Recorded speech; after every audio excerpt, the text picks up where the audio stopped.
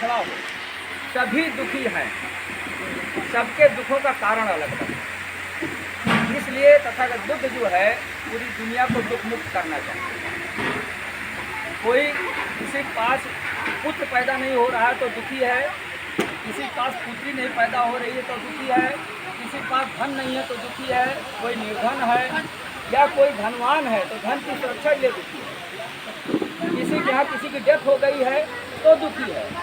तो भगवान बुद्ध ने देखा कि दुनिया के लोग दुखी हैं, तो उन्होंने इसी पर अपना खोज किया। पूरा जीवन केवल इसी पर खोज करके लोगों ने उनसे पूछा कि आप लोगों को क्या बताना चाहते हैं, क्या जताना चाहते हैं, आपने क्या खोजा है।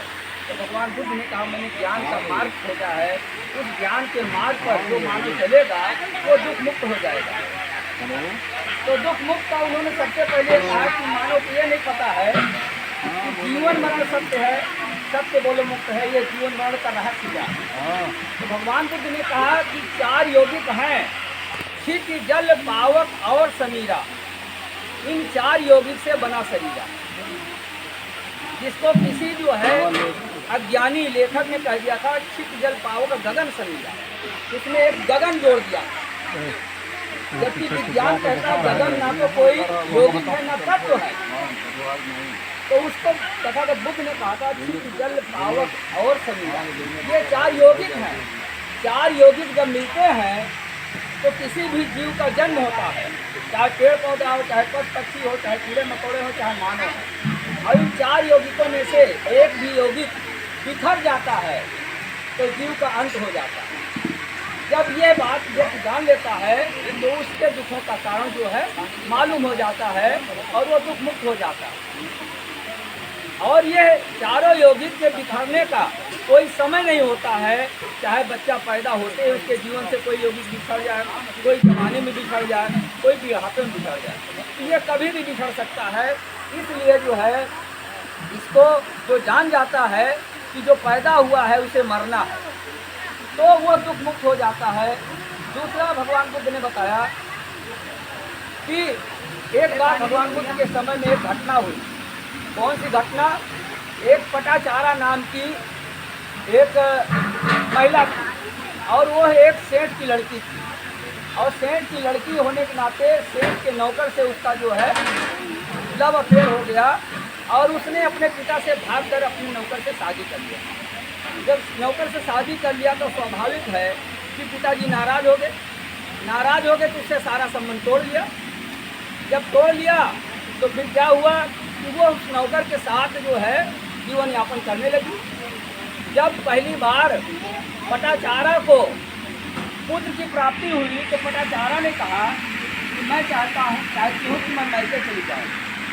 तो उसके पति ने कहा कि नहीं, मायके से सारा संबंध हमारा खत्म हो चुका है, तुम्हारे माता पिता मुझसे नाराज हैं, वहाँ जाना ठीक नहीं है और भविष्य में देखा जाएगा। दोबारा फिर दूसरा बच्चा पैदा हुआ तो भी उसने जिद किया।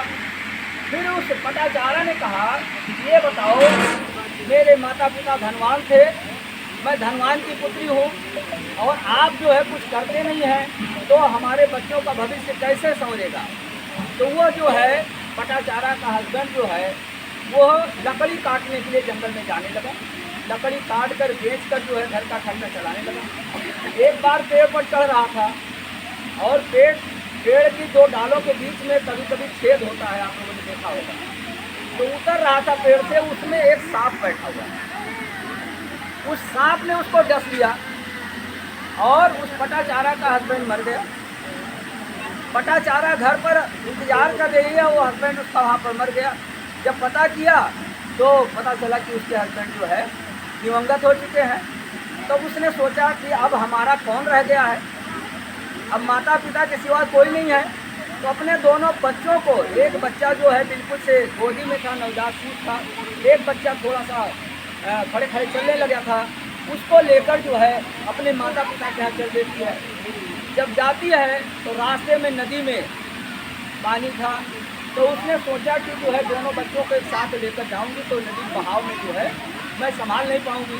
तो उसने क्या किया, जो बच्चा चल फिर रहा था उसको नदी के किनारे पर छोड़ दिया और छोटा बच्चा जो था उसको जो है उसने गोदी लिया और बड़े बच्चे को उस पार ले जाके छोड़ आई और छोटे बच्चे को उस पार से फिर वो तो जब उस पार से आने लगी तो देखा उस छोटे बच्चे को जो है एक बाज आया, उस बाज को लेकर उड़ गया और वो चिल्लाने लगी। जब वो चिल्लाने लगी तो उस बड़े बच्चे ने समझा कि शायद माँ मुझे बुला रही है और वो बच्चा उसी नदी में चल पड़ा और नदी में डूबते ही वो बच्चा नदी में पड़ गया।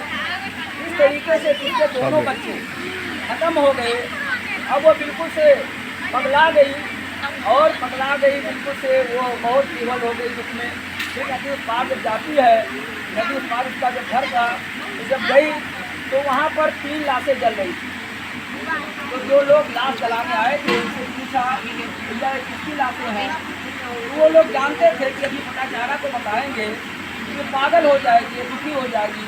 लेकिन पटाचारा ने बार बार पूछा कि आप लोग बताते क्यों नहीं हैं। तब उन लोगों ने बताया कि तुम्हारे माता की लाश है, तुम्हारे पिता की लाश है, तुम्हारे भाई की लाश है। तो उसने सोचा जिस माता पिता भाई पास में जा रही थी तो कहीं ये कैसे हुआ, कहे कि आंधी आई और उस आंधी में जो है पेड़ गिरा और उस पेड़ में जो है मकान के अंदर ये सब लोग दबकर मर गए। अब वो बिल्कुल से पागल हो गई कि अब मेरा दुनिया में कोई नहीं रह गया। सारे कपड़े उतार कर नंगे होकर वो जो है पागलों की तरीके से विचरण करते हुए जा रही थी। श्रावस्ती में पहुंची। भगवान बुद्ध एक जगह धर्म देशना कर रहे थे तो भगवान बुद्ध ने तुरंत अपने वृक्षों को कहा ये चीवर उसके ऊपर डाल दो और कहा बेटी तुम परेशान मत हो, आ जाओ। जब पटाचारा ने सुना कि कोई मुझे बेटी कह रहा है, इसका मतलब अभी हमारे सभी मरे हुए नहीं, अभी हमारा कोई है। और जब आई उनके पास तो उन्होंने कहा कि बेटी क्या बात है, तुम ऐसा क्यों भी हो। तो पटाचारा ने कहा, तो भगवान बुद्ध ने कहा कि देखो जीवन मरण सत्य, यहाँ जो भी आया है सबको एक दिन जाना है। ये रिश्ते ये नाते जो है जीते जी हैं, मरने के बाद सारे रिश्ते जो है बिखर जाते हैं। तो इस नाते जो तुम्हारे जो है जीवन में जो कुछ बचा है उस जीवन को आप दूसरों को दुख मुक्त करने के लिए लगाओ। और आपके जीवन का असली साथी आपका शरीर है, आपका स्वास्थ्य है, आपका ज्ञान है। आपके पास ज्ञान रहेगा तो दुनिया में आपको कोई कष्ट नहीं होगा। और जब आपके पास ज्ञान नहीं रहेगा तो आपके माता पिता भी रहेंगे, तभी तुम दुखी रहोगी, तभी तुम पीड़ित रहोगी। इसलिए दुख मुक्त होना चाहती हो तो तुम ज्ञान की शरण में जाओ।